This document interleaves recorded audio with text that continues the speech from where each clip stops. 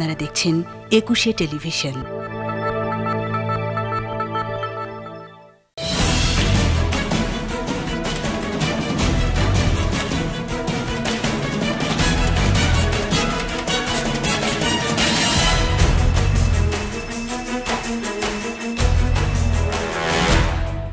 দর্শক শুভেচ্ছা, জনতার কথা অনুষ্ঠানে আপনাদের স্বাগত জানাচ্ছি। আমি আসিফ সুমিত। আপনারা জানেন জনগণের মতামত তুলে ধরতে একুশে টেলিভিশনের বিশেষ আয়োজন জনতার কথা। আমাদের প্রত্যাশা দেশে শক্তিশালী গণতন্ত্র, আমরা চাই সরকারকে সহায়তা করতে। দর্শক, আজকে আমরা সাধারণ মানুষের কথা শুনতে এসেছি মুন্সিগঞ্জের সদরের কেন্দ্রীয় শহীদ মিনার এলাকায়। এখানে সাধারণ মানুষের কাছে আমরা প্রশ্ন রাখতে চাই যে প্রধান উপদেষ্টা সম্প্রতি তার বক্তব্যে বলেছেন যে আংশিক সংস্কার করা হলে 2025-এর মধ্যে নির্বাচন দেওয়া সম্ভব হবে, আর সম্পূর্ণ সংস্কারের জন্য 2026 সালের মাঝামাঝি পর্যন্ত সময় প্রয়োজন হতে পারে। এখন সাধারণ মানুষের কাছে প্রশ্ন রাখতে চাই, সংস্কারটি আংশিক প্রয়োজন নাকি সম্পূর্ণ সংস্কারের পরেই নির্বাচন প্রয়োজন? জেনে নেব তাদের কাছ থেকে। কি মনে করেন? ধন্যবাদ। জনতার কথা, সংস্কার প্রয়োজন দেশে, কিন্তু এইভাবে এই ছাত্র দিয়া আর উপদেষ্টা দিয়া আপনার কারণে একটা রাষ্ট্র, একটা দলীয় সরকার দরকার। এই জন্য আমাদের নির্বাচন যত দ্রুত হবে দেশের জন্য তত ভালো হবে। পরিপূর্ণ সংস্কার করাটাই সবচেয়ে শ্রেয়, যেহেতু দেশের এখন ক্লান্তি লগ্নে ডক্টর ইউনূস সাহেব যেভাবে দেশ পরিচালনা করতেছেন, ওনার মতে, আমার ব্যক্তিগত মতে ওনাকে সময় দিতে হবে এবং সংস্কার সব সাইড, অল সাইড সংস্কার করতে হবে। বর্তমানে রাষ্ট্রের যে অবস্থা, টালমাটাল অবস্থা, এখানে কোনো স্থিতি নেই। তো এই স্থিতি আনতে হলে আমাদের পূর্ণ সংস্কারের প্রয়োজন। এই সরকার অনেক সেক্টরে সংস্কার শুরু করেছে। তো সর্বপ্রথম আমি বলতে চাই, আইনের শাসন প্রতিষ্ঠা করা।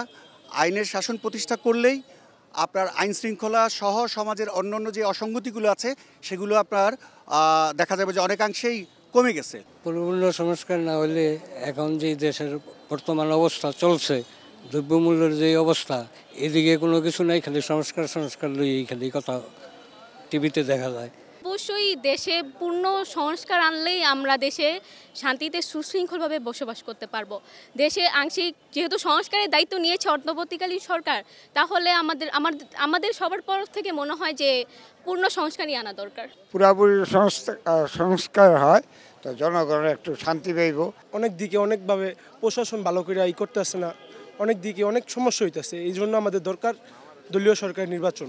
সংস্কার তো অবশ্যই প্রয়োজন, তবে এই সরকারের কিছু ধীরগতি, সংস্কারের যে ধীরগতি এ নিয়ে না হয়, স্বৈরাচারণা না হয়, আবার পুনর্বাচন হতে পারে, একটা সংশয় থেকেই যায়। দেশের সার্বিক দিক যদি চিন্তা করি, সেই ক্ষেত্রে যত দ্রুত সম্ভব একটি নির্বাচন দেয়া আমি মনে করি।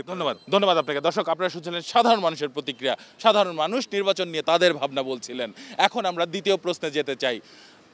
সম্প্রতি প্রধান উপদেষ্টা তার বক্তব্যে বলেছেন যে দেশে জঙ্গিবাদ আর মাথাচাড়া দিয়ে উঠতে দেওয়া হবে না। মূলত এই জঙ্গিবাদের কোনো ধরনের সম্ভাবনা বাংলাদেশে রয়েছে কিনা? বিগত দিনে আমরা ব্যাপক জঙ্গি বিরোধী অভিযান দেখেছি। এখন সাধারণ মানুষ কি এ ধরনের কোনো জঙ্গিবাদের ইস্যু দেখতে পাচ্ছেন কিনা? কি মনে হয়?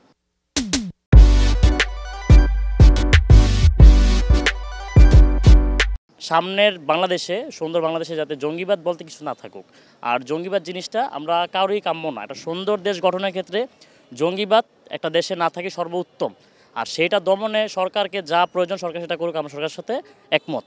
জঙ্গিবাদ বলতে বাংলাদেশে কখনোই ছিল না, এবং ইন্টারন্যাশনালিভাবে বাংলাদেশের ভাবমূর্তি নষ্ট হবে এই ধরনের কোনো সমালোচনা বাংলাদেশে জঙ্গিবাদ আছে এটা বলা বাংলাদেশের জন্য অনেক লজ্জাজনক। আমি মনে করি জঙ্গিবাদ বলতে কিছু না। জঙ্গিবাদ হচ্ছে আওয়ামী লীগের বিরুদ্ধে যারা ছিল তাদেরই জঙ্গিবাদ বলে প্রচলিত করা হতো আমাদের মাঝে।